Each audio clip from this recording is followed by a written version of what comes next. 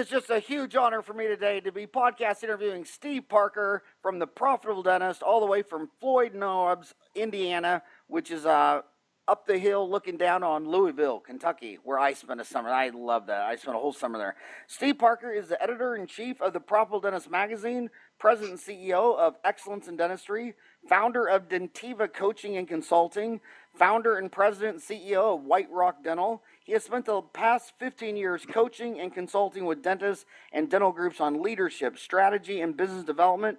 Parker has spent the past 3 years repositioning the Profitable Dentist magazine and Excellence in Dentistry to leverage the emerging trends in postgraduate dental education. He speaks nationally and contributes to industry journals on topics ranging from leadership and strategy to practice management systems and launching a group practice. You know, the original founder of Profitable Dentist is one of my best buddies. I love him to death, Woody Oakes, an amazing man. And his Woody was always an idol and a mentor of mine. And Woody's idol and mentor was going all the way back to Earl Estep in Country Gold. And I think that that Earl Estep Country Gold, that Texas slang, Woody being really Indiana pure Hoosier, me being Kansas. There's just so much golden knowledge and pearls from Country Gold, Earl Estep to the Profitable Dentist. How's Woody doing? And give him a big shout out and some love from Howie. Will do. And first of all, thanks for having me on. I really appreciate the opportunity today, Howard. Woody's doing great. He did suffer a little heart incident, not quite a heart attack, in October of last year, and then November, a stroke from that.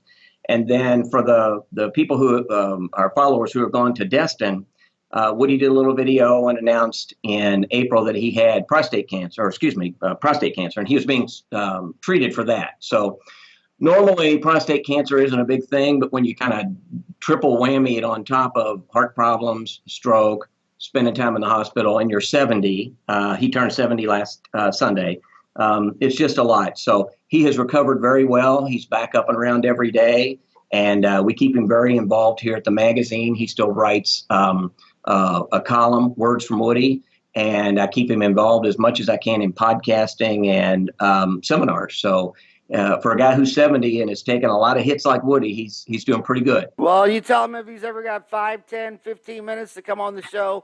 Be great to see him. I just love that guy. What would you say, though, podcasters, when we look at Dental Town, there's 250,000 dentists on there. When Steve Jobs stuck the internet in the smartphone, we come out with the online app. Now 60,000 dentists have downloaded that, but they seem to be mostly born after 1980. It looks like millennials are on the app. The old guys are on the desktop. But a lot of these millennials would look back at the last 30, 40 years, say, yeah, Earl Estep, Woody Oakes, Howard, they graduated decades ago during the golden years. And dude, those guys don't apply anymore because now dentistry's got corporate, they got a bunch of student loan debt. What would you say to a millennial says that the golden years were 3 to 4 decades ago, not now? What would you say to that? I think there are elements of that, and I agree. I think there are elements of that are true. You and I both talk to dentists every day. I talk to a lot of dentists who will call me and they're 68. The ADA just did a thing last year that said 96% of dentists at age 65 are not financially prepared to retire. And I think that's right, anecdotally from what I hear. So I think that generation, and maybe let me draw this distinction. I think there are two things. One is that generation saw themselves as a dentist first. The younger generation sees themselves as a business person first. I talk to young dentists, and they will spend as much time in their definitely fourth year, a little bit into their third year, and very intensely the first and second year after graduation, looking at how they run their business. They'll understand EBITDA, they'll understand AR, they'll understand hiring, firing, those sorts of things. So they understand that they are in a business. The older generation, I think, again, I'm not a dentist, Howard, so I can't draw those conclusions. But I think as far as clinically, you might find that the older generation spend a lot more time and develop their clinical skills to a much greater degree, where the younger generation understands, I'm in business, I'm going to spend my time on that, my clinical skills are enough. So I think there's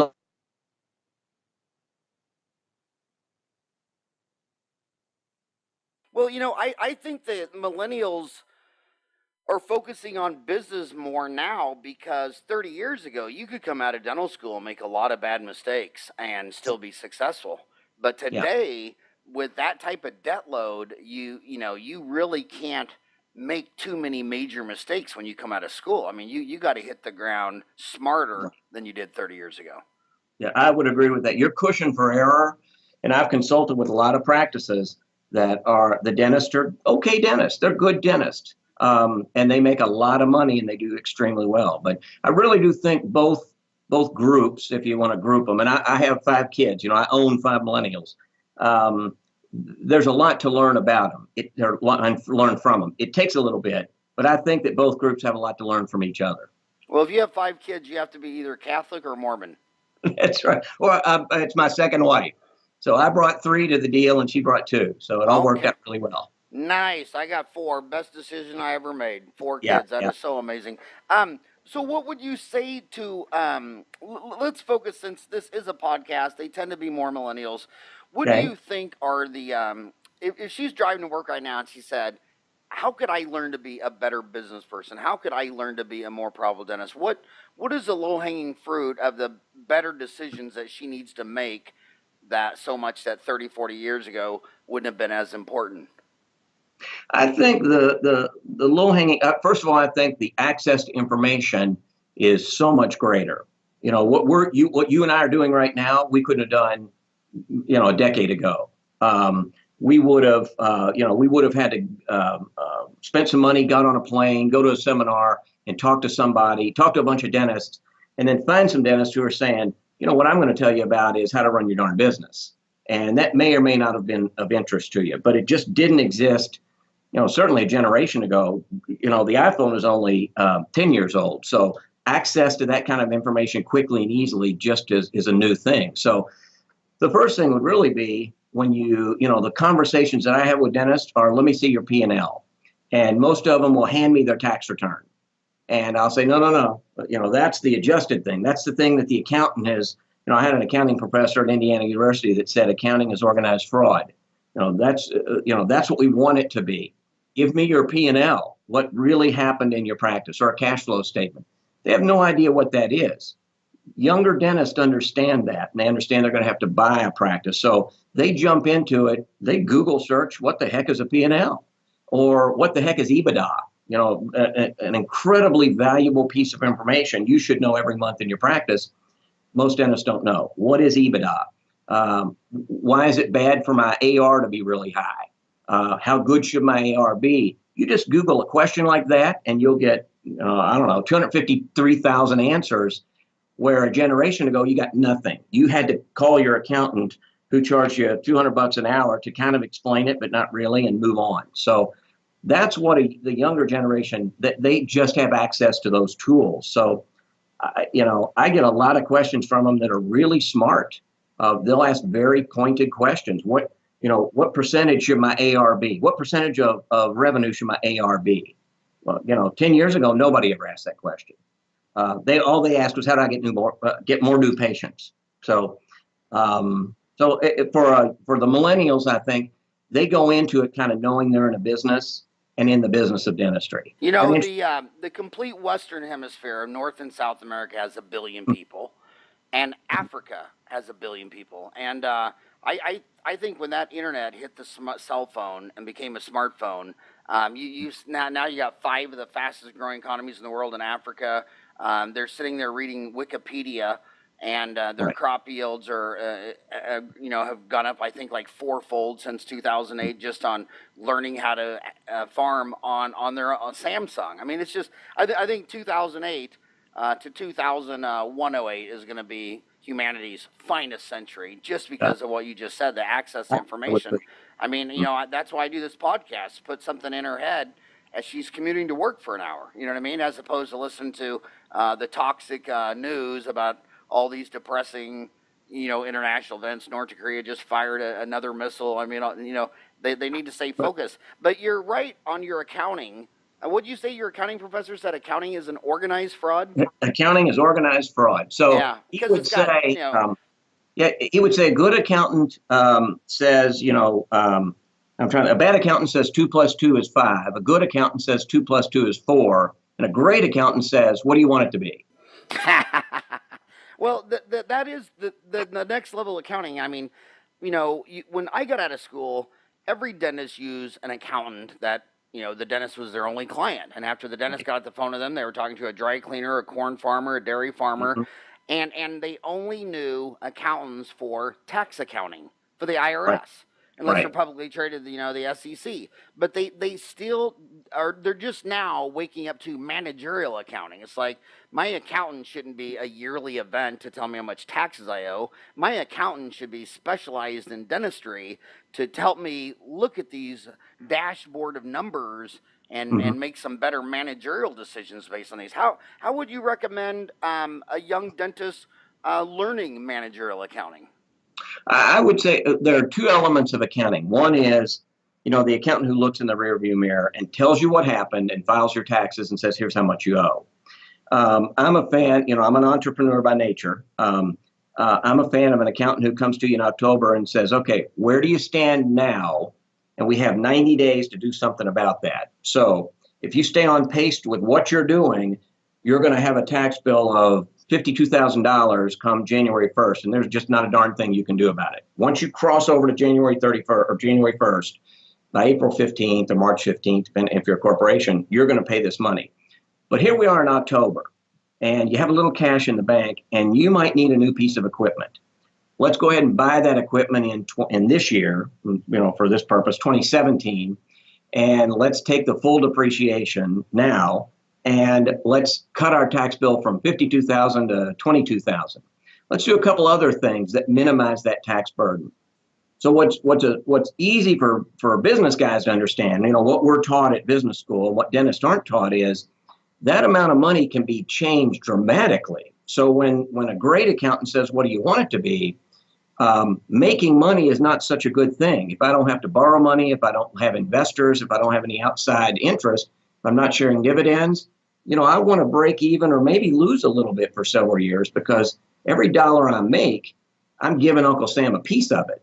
So let me make as few as I can. So a good accountant comes to you in October and says, let's look at your year. Let's see where you're going to be. And let's do some things now while we can before, the ball drops in Times Square and then door closes for that opportunity.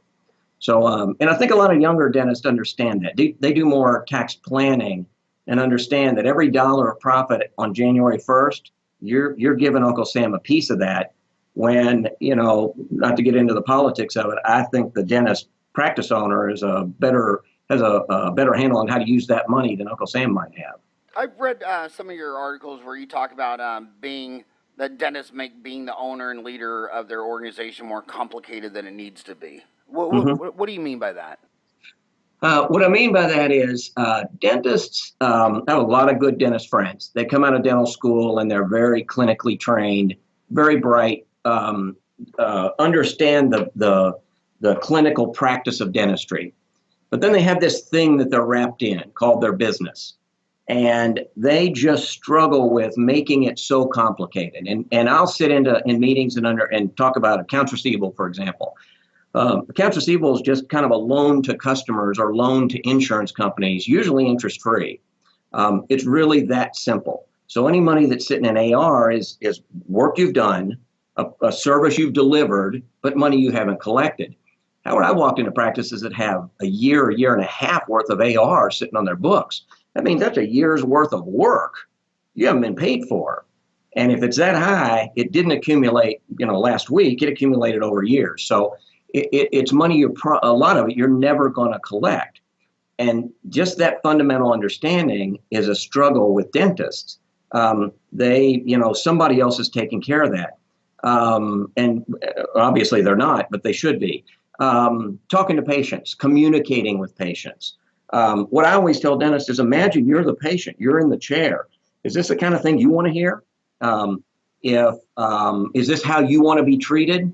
when you walk into, I'll walk into a lot of reception areas, and they have furniture from the 80s, and they have, it's very dated, and somebody's about to ask you for a lot of money. If you were walking into this, or your family, or your wife and kids, would you feel comfortable saying, oh, yeah, I hear what you're saying, and yeah, I want to pay, $4,000 for a treatment plan? So really internalize it, make it, just think of yourself as a customer. And what's surprising is a lot of dentists they just don't do it. Sometimes we'll get out of the car. I'll say, let's just walk in. We're a customer right now. Let's just walk in. And they'll see that radio sign. They'll see the grass is, overgrown, and they'll see the shrubs need trim. And they don't see it as the dentist, as the guy going in every day. But as the customer, it's pretty simple stuff. So I think like that, just the mechanics of business, and that's simple customer relations. The mechanics of business, they overthink. They think, wow, that's too complicated. Back to your point, they call the accountant. Instead of going onto Google and saying, how high should my AR be, or what is a customer acquisition cost, or how much should I spend on marketing, or anything. They just think it's too complicated, and, they have the front desk person do it. Yeah, do you ever watch Shark Tank? Love Shark Tank. Yeah. Mark Cuban's on there. He went to Indiana, so absolutely. Oh, did he really? And, yeah. And Mr. Wonderful out of Canada. Yeah. What's amazing, though, is almost every dentist that you talk to couldn't even answer any of the Shark Tank questions. Like right. Mark Cuban, he's going to say, well, what is your new patient acquisition cost? Every dentist say, what? Right. What is the average revenue on a new patient? What? Yeah. What is your return on asset, return on equity? Tell me something about what are you going to do with the money I give you? I'm going to go learn how to place implants in the Dominican Republic. I think dentists should just watch Shark Tank. For starters, it would, just the fundamentals that are on there. If I give you $500,000, what are you going to do with my money to turn that $500,000 into $5 million? And how do I get my money back? You're right. You hit the nail on the head. It's that simple. If you're borrowing money from a bank, that's all they want to know. How am I going to get my money back, and how do you keep it secure? But one of the biggest problems with dentistry is healthcare is in the same field as like religion, in the fact that people just don't like to mix money and religion, or money and healthcare, and you don't want to go to church and have the whole sermon be on, you need to give us money, here's our overhead, here's the bills, but they need money. It's just very hard for so many dentists. Tell me they hate to, quote, sell dentistry. They don't want to see it as a business. They want to fix your broken tooth. They don't want to tell you that it's going to cost $1 and you need to pay me today. How do you change their mindset that they the ADA says the average dental office has 65% overhead. So if you did $1 of dentistry and you didn't collect the money, you paid for that dentistry. You paid the rent, mortgage, equipment, bill, computer, insurance, labor, staff, hygienist. You paid for 2/3 of that dentistry that wasn't collected because you didn't collect the money. It's actually one of the largest drivers of overhead is the collection policy, and they just don't want to talk about the collection policy. It's taboo. How do you try to get a young millennial to say, I know you didn't go to 8 years of college to be a salesman, but it's not a 4-letter word, and you have to start seeing this as a business. I think millennials, again, I own 5 of them. So one of the fundamentals of a millennial is they need to feel they're connected to what they do, and they need to feel it has an impact and has meaning. So what I generally try to get them to understand is you're not selling dentistry. You are suggesting a service that's needed. Don't tell them they need something that they don't need. Just tell them what they need, and I promise you will find enough. Treatment plan what they need, and you will find enough. And then let them decide. And when you communicate it, I always say that it's desperation selling. And maybe you've probably never seen this. There's a dentist who desperately needs. He's got some tax bills sitting unpaid. Payroll's coming up. He didn't take a paycheck the last time. He's got a big case sitting in the chair, and he just has to have it. There is such a sense of desperation with that patient that the patient feels it. The staff feels it.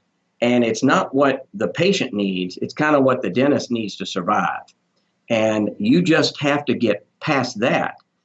Just do your job. Propose what they need over and over and over. Follow the routine. and then let them pick. And if you do that enough during the day, I always have practices measure proposed treatment versus closed treatment and have that number in there. They need to know it every day, but certainly every week, and watch that number stay steady or go up. And what they'll find is the more that they propose, the more that gets collected or more that gets done and collected. Don't spend your time trying to force something down a patient's throat that they don't need. And I think millennials are good about that. They need to feel like they're saying, gosh, Mrs. Jones, you really need this when she does, versus feeling like, gosh, I need to make a mortgage payment. I've got payroll coming up. I think they're pretty good about that in general. I work with a lot of them from the beginning. I speak at a lot of dental schools, and they do seem to have a little bit better beat on that maybe than some of their counterparts my age. So let's talk about dental schools. I mean, obviously, it doesn't make sense to get out of high school and work at McDonald's for 20 years to save up and go to college in cash and graduate debt-free. Obviously, other people's money is a great use of leverage to go to school, become a dentist, and then pay back that loan with doctor's wages as opposed to saving up for it in retail fast food wages. But when do you think there's a limit? I mean, when you come out of school $350,000 in debt, do you think that at that point you have to stay with other people's money and buy a dental office in order to have the cash flow to pay that off in a reasonable period of time, like a decade or less? Or do you think she should go to a big corporate dental chain or be an associate at some dentist and just pay down debt for 3, 4, 5 years? I think both can work. I think if you come out and you feel, first of all, a lot of business is just about confidence and enthusiasm.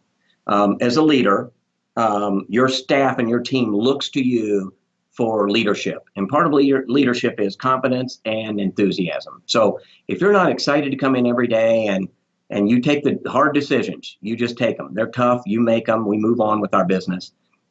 Your team will suffer. So if you struggle from that, you need to be seasoned a little bit. And if you think that's clinically, work for corporate dentistry, hone your clinical skills, but at the same time, kind of hone your system skills and your process skills and your procedure skills. And, in dental school, you have all morning to do a crown prep. When you're in your own practice, man, it is coming at you. And the worst thing you got is a really full schedule and you're really successful because you got a crown prep coming at you. You've got something coming at you all morning long. You got to be on top of it.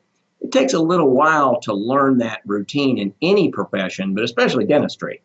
Very few people come in thrilled to come to the dentist. And if it's something restorative or they're in pain, they're not happy to be there to begin with. And, so there's all that emotion. That's a lot to throw a person who just went through 4 years of dental school into. So I think it really depends on what you're comfortable with. If you are comfortable clinically, then understand you're going to go into business and start spending your time building your business skills.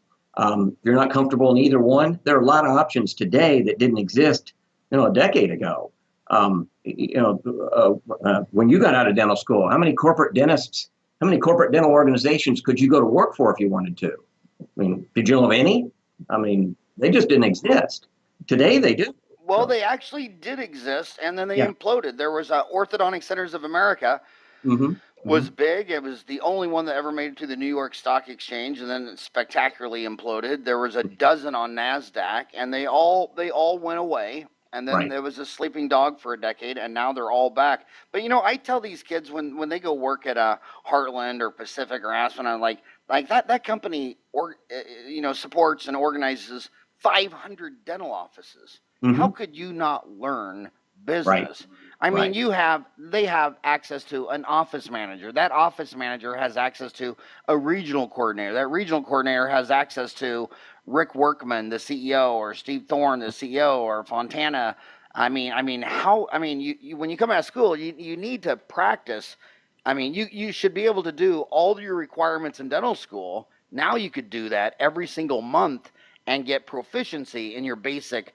What is a block? What is a tackle? What is a pass? What is a receptionist? You're not going to learn some complicated flea flicker play, but you're going to get your base down. But I see so many smart dentists taking all those Heartland policies on Word document and just changing, Heartland Dental to Joe Harry's dental office, and saying that they learn more business there.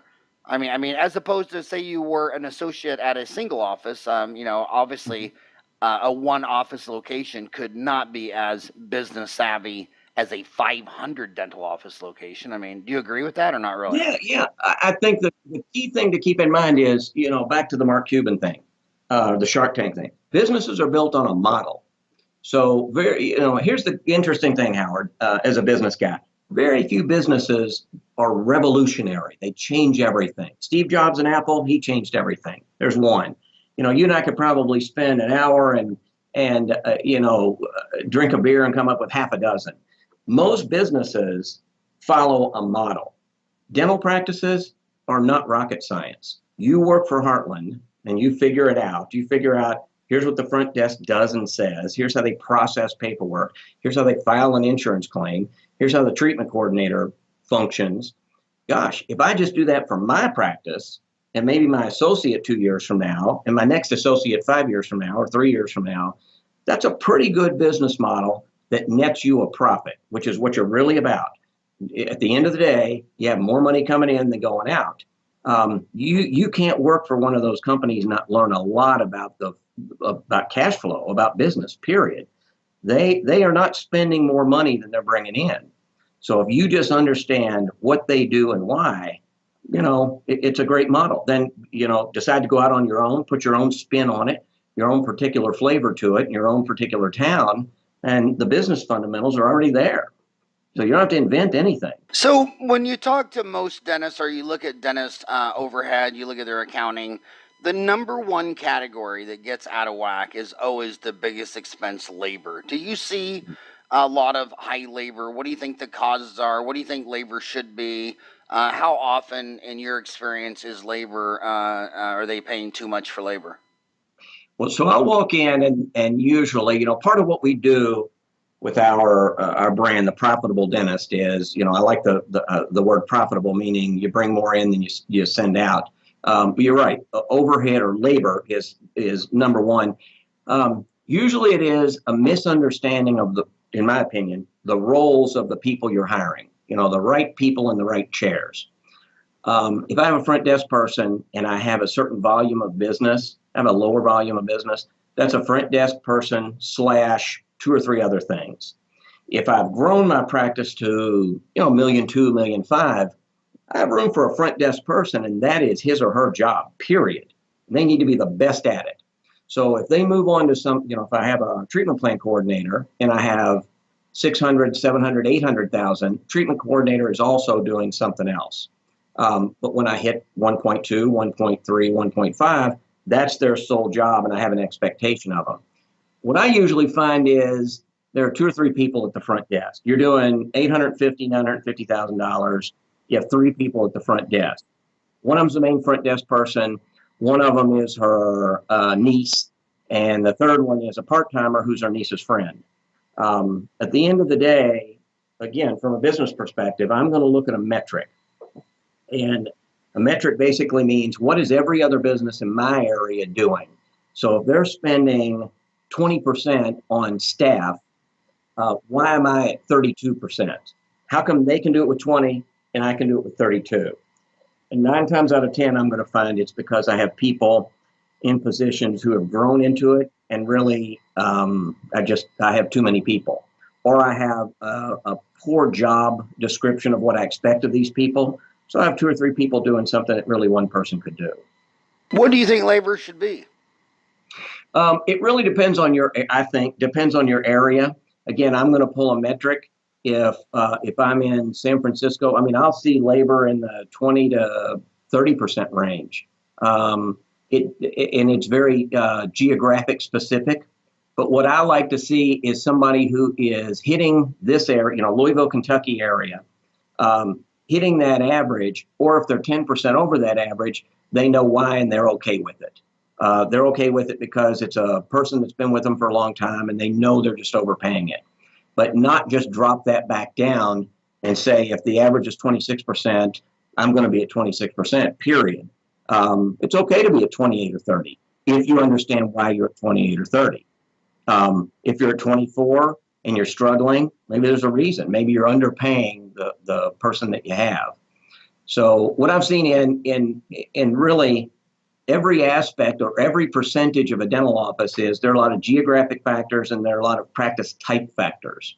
So if you're even high overhead is okay if you understand it and you're profitable. So, when I got out of school, labor, everybody said labor should be 20%. Now, a lot of people say labor should be 20%, but 30 years ago, I would send Delta a claim for $1,000 crown and $1,000 molar root canal, and they would just pay the percent.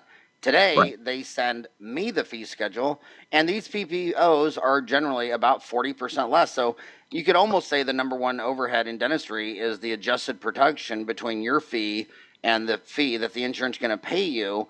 And a lot of these dentists, are signed up for 10, 12, 13 different plans, and the fee for a filling might be anywhere from 100 to 200. And you got to say, well, what is your overhead, and what would your overhead be on this procedure if you're getting paid half the amount for this procedure than another insurance company? Could you possibly be making money at both fees when they're literally, double? Right. I mean, what are your views in PPOs in general? And some offices, they're 20% Medicaid, and you look at this high overhead, then you look at the sliding scale of reimbursement of the PPO, then it drops off the cliff for Medicaid. How do you think they should get their head wrapped around PPOs and insurance and all that? So great question. Again, I'm a business guy, so I'll look at things in terms of what I call ratio management. And the beauty of ratio is there are 1, 2, or 3 variables that I can adjust. So the ratio of PPOs, if I have, let me back up. I'll say I'll go in an office that has 18 or 20 PPOs. They're taking them all. And the first thing we do is we'll dig into a little bit. And in fact, we just did an article in the magazine about this and how to take fewer PPOs. And it doesn't mean draw a line and hack them. What it means is to understand what you get from each one. I'm taking 18 PPOs. I start to look at it, and 3 of them usually, I have 4 patients that's all that's on them. We expected more, we hoped for more, and it hasn't happened. It's 3 years later.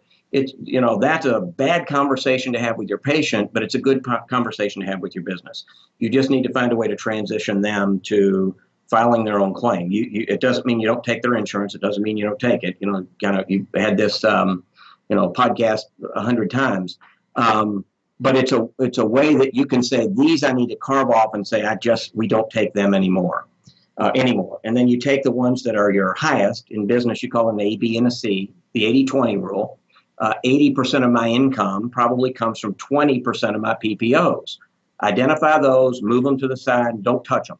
Those are the ones that we're just going to stick with. And then we're really looking at the rest of them.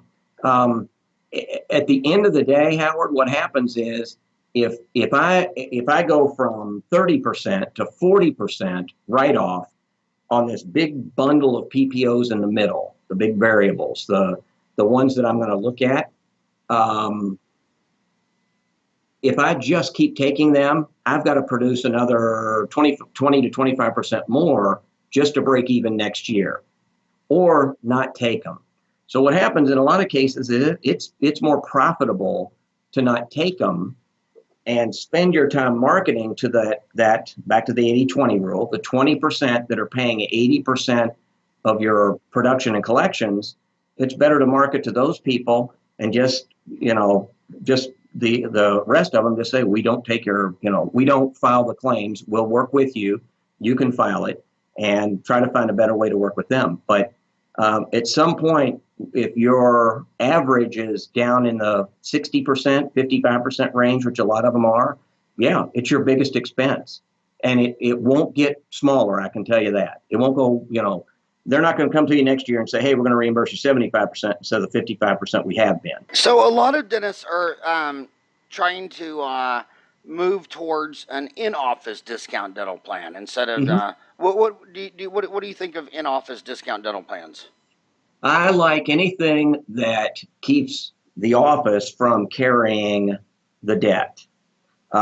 There are a lot of them out there. A lot of them are being developed. I know there are a lot of state laws about them. And what I generally advise is check with your state.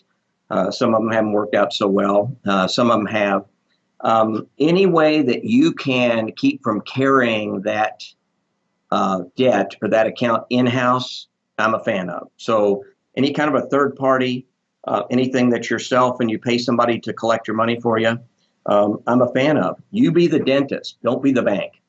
And when I go into an office with 50% of their revenue in AR, they're a bank.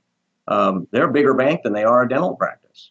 What do you think of if she's working for Aspen right now and she wants to own her own office one day, and she asks you, what practice management software do you like? There's a lot of other companies that have dental dashboards, like Dental Intel, Practice My Numbers.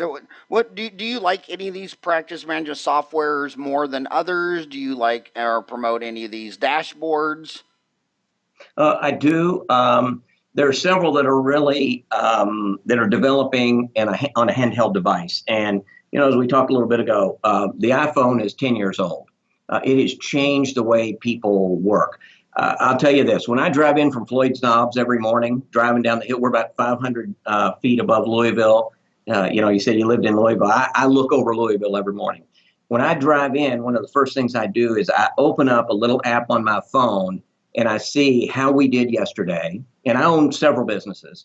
I see how each one did, and I see how product sales went. If we're doing a seminar, if we're doing our annual seminar, or even some small micro seminars, I see what the signups are. We obviously we sell a lot of product, a lot of CE product. I look at all that on a phone as I'm coming in or drinking coffee or sitting at lunch. That's a thing you couldn't do a decade ago or a generation ago. You would get a stack of papers on your desk every week that said, here's how we did this week. And you'd flip through it and you'd circle some things and you would ask for some clarification. You can do that any moment of any day now. So I'm a fan of a lot of these practice in your pocket, any of these small apps that put it in your hands that as a dentist keep you on top of your business. So there are a lot of them out there, and I think there will be a lot more next year and a lot more the year after, because it's just the way that we work and we function now. We didn't do that 10 years ago. We said, hey, how we doing today? And the office manager said, man, we're slammed. We're doing great. And we felt good and went home and, we were losing 20% and, not paying payroll taxes. So if you're driving to work, a lot of them find my guests by they follow me at Twitter at Howard Farran. So I'm going to retweet your last Twitter so they can find you there. You're at Excel, EXCEL, in dentistry. Excel in dentistry. And your website is TPD Mag for the Profitable Dentist magazine. So TPD Mag. Right. What would my homies find if they went to TPD Mag? Well, today what they would find is a lot of our past issues. They would find a lot of our CE products. One of the things that I'm trying to do with the magazine, Profitable Dentist magazine, is, and by the way, one of the reasons that I love it when I got here and partnered up with Woody was the idea that a dental practice is about making a profit. And that's not a bad thing. You said earlier how selling is a bad word. I think a lot of dentists think that making a profit is a bad thing. And what they would find is the magazine. So what I'm doing is transitioning that into online content. Believe it or not, we have about 5,000 pieces of content, whether it's audio, video, pictures. I have a lot of pictures from the past. I showed Ryan a couple before we started. He said, you absolutely have to show my dad. We have tons and tons and tons of content. So what we're going to be doing is putting that online in as kind of an entertainment. Part of it's educational, part of it's entertainment. I believe you should have both. We should have a lot of fun when we work. What they will also start to find is more interactive content, a lot of like you do on Dental Town, CE content, message board type content, things that will help you become a better business practice owner as opposed to just a better dentist. It's awesome being a great dentist, but if you're in practice for yourself, you need to understand that you've got to make a profit, or you're not going to exist very long. So that's what they'll find. That's what they'll find there. We roll this out fourth quarter of this year. We've been working on it for about 2 years. It's a lot larger task than I thought it was when we started. We have an extraordinary amount of content, which I think you're a part of from years ago at our seminars and in our magazine. And so that's what we hope to give people. A lot of dentists, when they think of a profitable dental office, they think the staff should have a bonus system. What are your thoughts on staff bonus systems? I like the word incentive, much better than a bonus. I have sort of a fundamental with incentive plans, and that is it comes out of new money. So I don't like the bonus out of what we're doing now. I like the staff to create something new. So if if our average daily production is 10,000 and we want to bump it up, I'd like to pay a percentage, an incentive to make that an average of 12 every day. So we can predict it. And I think staff is really good at finding creative ways to do that if you let them. So I'll pay them a percentage of that extra as an incentive to make our average day 12 grand instead of 10 grand. So, but number one, it has to come out of new money. I don't want a bonus for what we're already doing. Nice, because if you give a bonus out of what you're overdoing, you're just raising your overhead. Yeah, well, they'll sit around and say, hey, how'd we do? Are we getting our bonus? I don't want them sitting around saying, did we get it or not? I want them saying, what can I do to make that bonus happen? And, they say there are 3 kinds of people who make things happen, people who watch what happens, and people who wonder what the hell happened. I want people making things happen, and I'll reward them greatly for it, especially in the dental practice. So that really is a measure of what we're already doing, and then make not to use an overused term, a big audacious goal. And if we hit that, then everybody shares. It's a big deal. You find your new normal. Now it's no big deal to be hitting 12,000 a day. And what do you know? A year ago, you would have killed for that. But today, just what you do.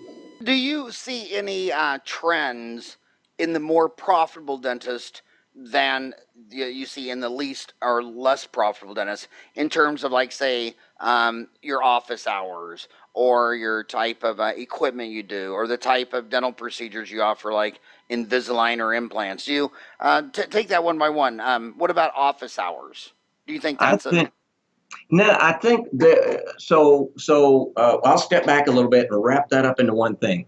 The trend I do see is, and again, as a business person, is somebody trying something.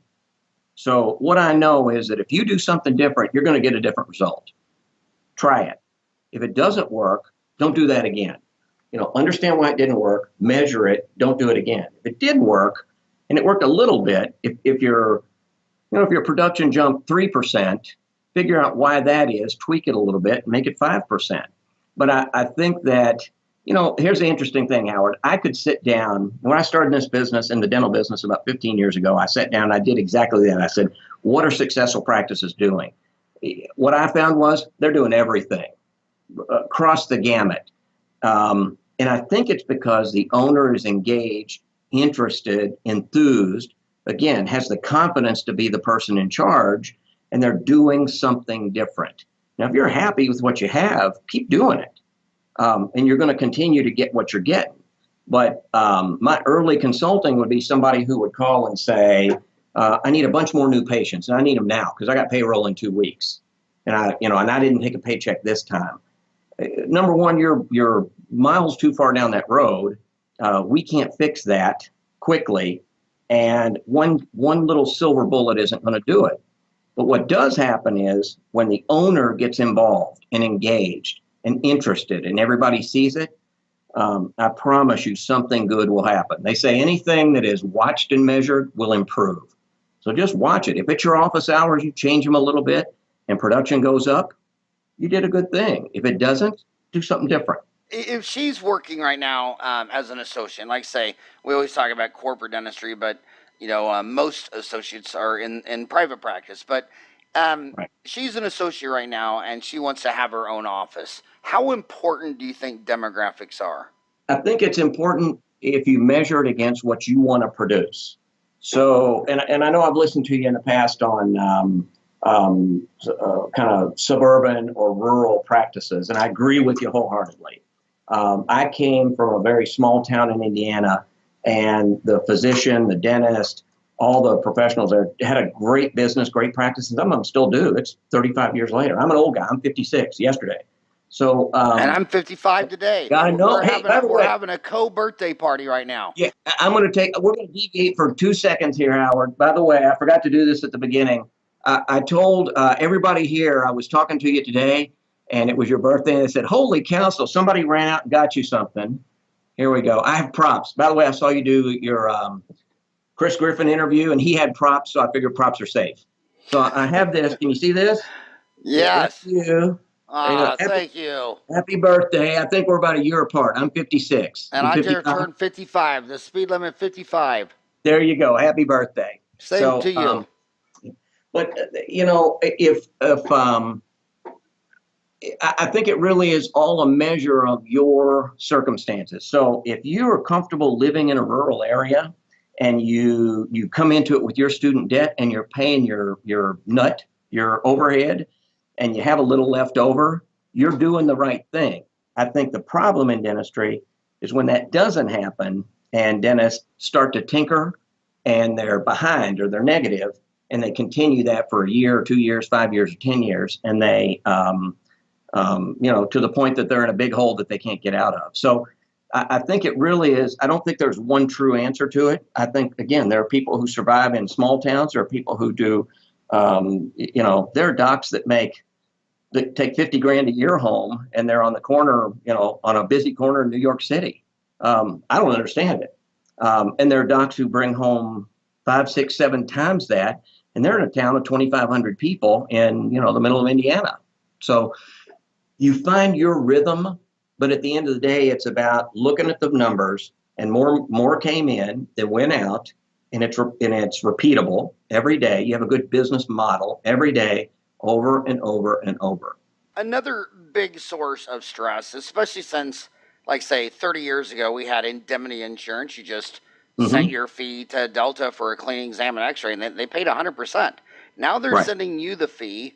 In Phoenix, the average hygienist makes $40 an hour, and the average PPO insurance fee for a cleaning is $55. I mean, when you're paying someone $40 an hour to do a $55 cleaning, that's tough. So a lot of dentists wonder, should I be doing my own hygiene? Is the hygiene department just take it as a lost leader? Should I have hygiene assisted, where I have the hygienist work 2 chairs with a helper, an assistant, because the dentist doesn't set up the room, seat the patient, the dental assistant does. And when the dentist is done doing a filling, he doesn't break down the room, clean it, and reset up. So what's your thoughts on the hygiene department in general? What I see is, and again, as a magazine, we see everything. I see articles come across every day. I see people who are doing lots of interesting and amazing things every day in the world of sole practitioners and small groups. So I think the hygiene department drives, and I think it's right, hygiene department drives restorative dentistry. I think hygiene department in the next 20 years can drive a lot more. And there are a lot of people experimenting with a lot of perio treatment in a hygiene department that either we're not doing today, that may not be billable, may not even have an insurance code today, but is certainly a treatment. And I think, again, back to your millennial question, there's a lot going on with oral systemic health. I see those articles come through every day. Some of them I can get, some of them I can get my mind around. Some of them I can't. Some of them are a little too far out. I think we take it one step at a time. But I think the fundamental of the hygiene department is once it grows beyond just cleaning teeth to a focus on oral health with millennials. I think they get that, understand that, and you have a connection with a customer as well as a patient that brings them in, and incrementally, instead of just saying, hey, I've got a hygienist, I'm going to bill X dollars an hour. Every hour of hygiene is worth $100. And if I'm writing that down to 75, it's worth 75, and I'm paying her 40 or 45. That's all I can make on hygiene. I think that's all you're going to make. I don't think, my personal opinion, I don't think speeding up hygiene helps you. I think it complicates your schedule. I know docs who do it very well, and I'm glad they do. I think the average office will struggle with that. But I do think there's more to be generated in that 1 hour of inventory where a patient is sitting in a hygienist's chair that could help you with your practice, that is a very rapidly evolving, and most of it comes from the oral systemic health kind of movement, we'll call it. A lot of people say numbers. They'll say, 80% of dentists this and 90% of dentists that. And I would say, can I see your receipt on that? And they never have a receipt. It's always some gut feeling. And Right. Dental Town, one of the features on a thread is if you start a thread, the first post, you can create a poll. And there's, people have been creating polls, and you can just switch over to, there's even a link for just the polls and go back and read. And you got to remember that when they're trying to tell you who was going to be the next president of the United States, these big places, Right. Gallup would only survey maybe 1,200 Americans, and they'd be plus or minus 3%. So when you look at the fact that there's only 211,000 Americans alive with a license to practice dentistry, a poll of 300 is more significant than you realize. But every time there's a poll on practice management, it says, what issue bothers you the most? Every single time it's staff. I mean, if you ever ask a dentist, what makes you just get nauseous? Staff. What makes you not want to drive into work? My hygienist. I mean, so and a lot of that is natural selection, because to get accepted into dental school, you had to have the personality of a scientist or an engineer or an accountant to sit in a library and knock out A's in calculus and trig and geometry and physics and biochem. You weren't that guy in a fraternity and playing and being in all these clubs, and you weren't that guy. You were the introvert scientist. So now you have this natural selection of these introvert mathematicians and physicists, and the staff just makes them just it's the most stressful thing on every poll. What would you say to a dentist who's struggling with staff? It's part of the deal. That's it. It's part of the deal. It is, and I was trying to think of the Steve Jobs quote when you said that. He said, if you want to be liked, sell candy. Sell ice cream. Sell ice cream. That's it. Sell ice cream. Don't be an entrepreneur. Howard and I have had businesses my entire life, from telecommunications infrastructure to utility power to dental practices to dental labs to dental magazines to dental seminars, and top to bottom, start to finish, even ones that are humming and the best place to work, you have employee issues. For you, the dental owner, it is life and death. You are, what I always tell dentists is, you are the only person that is going to be in this business of yours from the first day to the last day. Now, if you're lucky enough to have an employee that sticks with you that whole time, that's great. But odds are against you. Doesn't mean they don't love you. Doesn't mean they're not good people. Doesn't mean they don't care about you. But it's their job. You want to find out how much they love you? Tell them, they're not going to get a paycheck for the next month. And, they'll find another job. You don't have that option. You're stuck with it. They can. So it's just part of the deal. And if you engage and you understand what they want, I think staff wants to do well. They want to enjoy coming to work. There are some days they're just not going to. They want to enjoy the patients. There are some days they are just not going to. They want to enjoy, they love to have health insurance. Some days they're just not going to have it.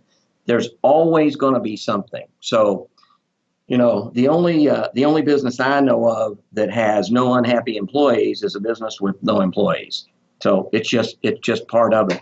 The better you are at working with them, the good days, the bad days, the days you got to be firm and, make difficult decisions and dive into conflict and deal with it directly, get on with it and move on, the better you're going to be. But, it's part of the deal. It's so true. I mean, you look at some of the greatest people like Vince Lombardi. I mean, you look at Vince Lombardi. I mean, that was not a pleasant guy to be around with, but he made the team the best. Steve Jobs. I mean, the only way you could describe him would be an asshole. But Right. he changed the entire world. Even But Jeff people love it. Bezos, the founder of Amazon, says, if you never want to be criticized, for goodness sakes, don't do anything new. Right. I tell dentists, if you want a friend, get on Dental Town. You know, they'll talk you through. They'll Right. try to get you pumped up. I mean, staff are people, and people are wild Homo sapiens. They're animals, and I mean, I've seen staff where you present to the whole staff how high the overhead is, how it's completely out of line, how Yeah. labor should be 28, it's 32%. You Right. explain the whole thing, and then when it's done, the hygienist follows the dentist back in the room and asks for a raise. Right. I mean, Yeah. it's like, did you just hear any single thing that was said? So It, staff are not your friends. Everybody's going to get a gold medal in the Olympics needs a tough ass coach. mm-hmm. And if you want your coach to be your friend and feel sorry for you because you didn't sleep last night because your wife just had a baby, then you're not going to win a gold medal. Right. You're not going to win the Super Bowl. You need someone to push you, and you have to be comfortable with having uncomfortable conversations. But you're right; they want to Yes. be a friend. And Yes. by the way, when you mentioned ice cream, I'm going to tell you something pretty funny about ice cream. So one day I was lecturing, and I happened to be in the town where ice cream was invented, and I went to the museum. And then I didn't think anything else about it. Then about 2 or 3 years later, I was in another town, and they had a museum. That was where ice cream was invented. And I want to tell you that I've lectured so many times. I've been to 3 museums in 3 different cities where ice cream was invented. So don't believe everything you read on Pinterest, Facebook, or even if it's a museum. But Howard, I like ice cream, so I'm a fan of all of them. Oh my gosh, that's so funny. So then I got to ask you the next question. If I said, if you could have if I could wave a magic wand and give you one thing, what would you want? And this will be your One, last question. You've been so sweet to be with me for an hour, but they always say they want holy more new moly. patients. They You, always you say know, they this always is say I it, want, Howard. It's to be on with you on a podcast. but they always say I want more new patients. What would you Yeah. tell them? What's hot and what's not in getting new Um, patients? I really do feel an evolution in dentistry. I really do. I think that I call them later generation dentists. Newer generation, mid career, new career, mid career, late career. I really do think there is a sea change. I get a lot of calls from dentists who say, "Hey, I listened to this. I heard you talk about AR. I heard you talk about transition planning. I heard you talk about saving for this." They understand, late career dentists understand they're not going to sell their practice to some, dentist out of school for 3 or 4 or 5 times what it's worth and, right off into the sunset. I think they're getting that. That is becoming clear. And they're asking the right questions. They're saying, okay, I'm 56. I want to retire at 65. What do I need to be doing now that I haven't done the last 30 years or 40 years? And then with young docs, I get a lot of them that are fourth year students that will sit down and we'll have a discussion about a strong balance sheet. I can tell you 10 years ago, if I even said balance sheet, most dentists would, smile and shake their head and be polite and have no idea what the hell we were talking about. I do feel that change. So the one thing I would look for is already happening. Understand that I've said it before. Dentistry is an interesting profession. Nearly for a generation, nearly 100% of graduates from dental school were going to be an entrepreneur. They were going to be a business owner at some point in their career, but they never trained to be a business person. So they got out, they spent 10 years, they finally got out of their practice debt. They did 2 or 3 bad associateships. Now they're on their own. They're fighting a practice loan, which is way bigger than their student loan. And they've got 20 years of struggle. And I have a lot of friends who spent 20 years and are just happy to finally have that behind them. The newer generation learned that. So for the magazine, I see that every day. I see a whole new change. So, and you probably have the same situation. My readers are I have to cover both sides. I have to cover a late generation that really thinks they want clinical and they want new patients, but what they want to know is how can I retire and what should I be doing now at 56 or 7?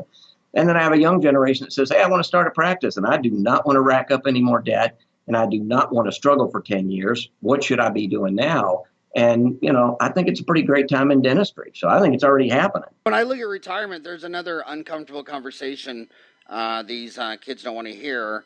and that is love. I mean, just because you love someone, why do you have to get a lawyer and write up a Right. contract and get married? I'm telling you, the difference between married to one girl to divorced once or twice or three times is the biggest factor on your retirement age. And Hmm. I just, Yeah. you need to get a contract and get married when you bring a human into this planet. But Yeah. if you're all lovey dovey, and someone keeps pushing the contract in front of you, like, we need to wrap this up, well, if you love me, why do I need a lawyer?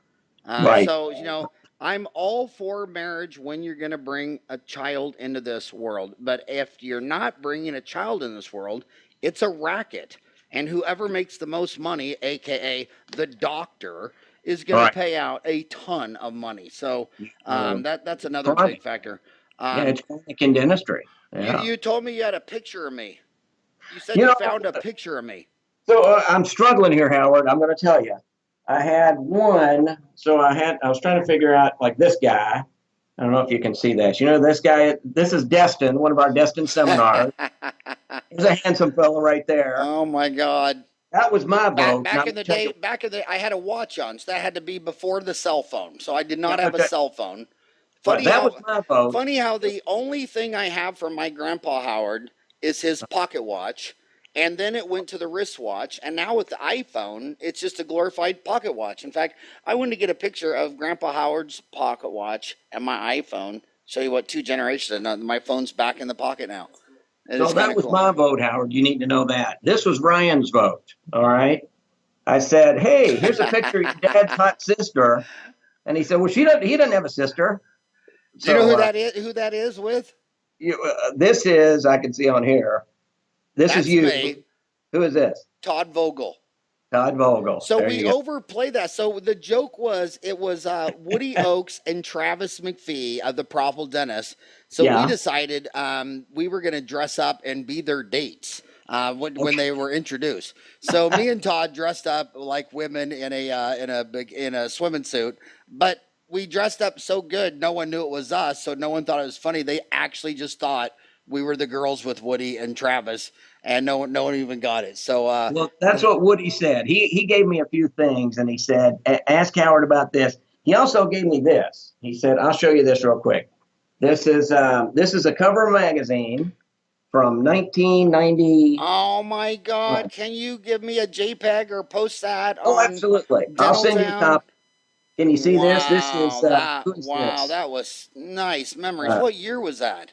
this is 1999. Wow, You, Gordon 1999. Christensen, you and Rich Maddow, I think. Woody said you guys went up to the ADA on a mission and to meet with them about advertising in dentistry or business in dentistry. We actually that God, I forgot all about that. 1999. Gordon Christian, Rich Maddow, Woody Mm-hmm. Oakes, and Howard Farran went to the ADA, and we had four complaints, and it actually, like Martin Luther's 99 problems with the church that he nailed to the church door, Right. they addressed them all, and they Mm-hmm. they did. Number one was they didn't advertise. Number two was they didn't take a stand against PPO and managed care dental insurance. And Right. number three was, oh my gosh. Anyway, so they didn't advertise PPO managed care. I forgot the others. But anyway, the ADA got all into online marketing, Facebook, Twitter, Mm-hmm. Mouth org. They got all that deal. The PPO, it was Ficus was the attorney. They had like six attorneys. They launched multiple lawsuits against the Right. dental insurance companies. Does that article say what the other two issues were? No, it doesn't. It's Um, and I know Woody's recollection was about mostly advertising, and we actually have a letter from the ADA that says, "How dare you use the word profitable and dentist in the same sentence?" And what he said at the time. I thought, well, gosh, do you want to go to an unprofitable dentist? And how long is that going to last? I thought it was amazing. There were four issues, and they literally, probably because Gordon Christian was with us, if it had just Right. been me and Woody and Rich Maddow, but I'm sure Gordon got all the credit for that. But they absolutely took us serious, and they were extremely stressful. They sat there in that meeting with lawyers, and you could just tell because we all had a big social footprint. I mean, Rich Maddow had what was the Maddow report. Gordon Christian had the CRA newsletter. Woody Oakes had the Profitable Dentist. Howard Farran had Dental Town magazine. So they know what's that? The Farran report at the time, wasn't it? Yeah, it was the Farran report from 1994 until 1998 when I realized they were talking on the internet to each other. And then so it was the Farran report when it was just me sending you a message. But then when the internet flattened the earth and made it a two-way street, I dropped my name because it wasn't about me anymore. It's about, just anybody. The platform leveled the playing field, anybody that wanted to log on.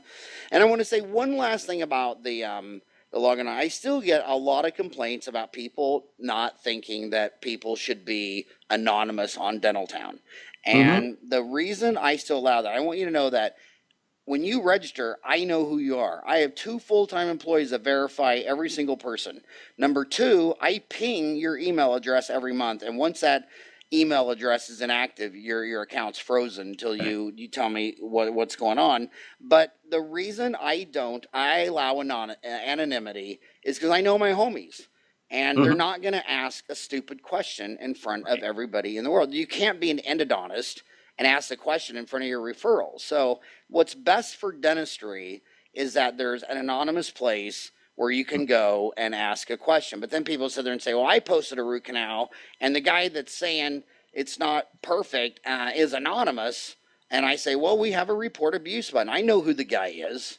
Yeah. And and if he's, it's okay to say, well, what about this? What's not okay is to say, well, that's horrible. That was dumb. You're stupid. Whatever. But as long as you're a professional. But I think Woody is one of the grandfathers of dentistry. I think what Earl Estep and Woody Oakes did was amazing. Woody and Earl were talking about profitable in dentistry back 30 years ago when most people thought dentistry was a religion and they didn't like televangelists. They didn't like preachers asking for money, and they sure as heck didn't like doctors. They'd say the sovereign profession of dentistry is about what's best for the patient, not about money. And I agree entirely until you go bankrupt, and then you have to rethink that strategy. But hey, seriously, man, thank you so much for coming on the show today. Thank you. I appreciate it. Hey, do we have one more second? Yeah. Let me show you one more thing. Woody wanted me to show you this. He told me a story. I don't know if you can tell. We've been in the archives the last couple of days. I have one more thing that Woody told me a story about you speaking in Louisville. And he didn't know when, so we did a little research. I can tell you it was in late 1990, just so you know. And you had written a couple of books. By the way, I have one here. Like, you still have one of these? Oh my gosh! Yep. I can't. Dentistry. I can't afford this, Howard. It's like $1,000 on eBay, so all I have to cover. But he did in the January '91 Profitable Dentist. This was when Woody printed them in the back of his office on a copier. There's a review, a seminar review. I highlighted some things, and I'll send you a copy of these. It's called Seminar Review Dental Mania by Howard Farran. Oh, my God. You familiar? Oh, yeah, I remember that. God, that was a long time ago. 26 and a half years ago. He talks about how impeccably dressed Howard Farran is. He says, Dr. Farran was impeccably dressed, shoes polished to a military shine, eyeglasses held with a gold strap around his neck, very polished and relaxed speaker. He's very energetic and compelling. So there you go. 26 well, years. I got to give credit where credit is due. That was, today we have Google reviews and Facebook reviews and Yelp reviews. That was the first and only person to write a review of my seminar. I was going around the country when I would lecture, the incredibly small crowds, 10 or 15 people. And I was, I can't believe I started doing it. I got out of school in '87. I started lecturing in '90. I mean, I'd only been out of school 3 years, and I just wanted to do it to get out and meet other dentists and network. Throw my name in the hat, tell you what I know, knowing that I would learn more from the audience than I would teach them. And Woody gave me a 5-star review. It's the first one. I think I don't even know what his circulation back then was, but it was huge. Yeah, and I had done almost zero invitational speaking, and boom, I think I got like 40. Oh my God, look at that. There you go. There's a handsome guy. There's a handsome guy. And my gosh, I think I got 40 invitationals from that 5-star review. I mean, he absolutely put me on the map. I was a dumb little kid. I graduated in 87. I was lecturing in 90. He wrote that in 91, 4 years out of school. You know, when almost the entire audience would have been older than me, looking at me like, who does this young idiot think he is? And Woody gave me a 5-star review, and the next thing I knew, I was speaking for the ADA and the CDA, and I mean, it was just crazy. He's just good-looking guy in a tie right there. Yeah. Come on. Long time ago. He was excited to share these things. We spent some time going through this, so. Well, tell Woody I need to get him on the show, and I need to get Earl Estep on the show too. He's Earl Estep's on a farm. I've talked to his son. His son owns a lab in Dallas, and he says Earl bought a big ranch and a bunch of big expensive tractors, and he just spends all day making mountains and molds and recarving the surface of the earth. But tell Woody, love him to death. Thank you for all that he has done for dentistry. Good luck with everything you're doing with the Profitable Dentist. Go to the profitabledentist.com website. Steve, happy birthday. Likewise, Howard. Same to you. Have a rocking hot day, buddy. You too. See ya.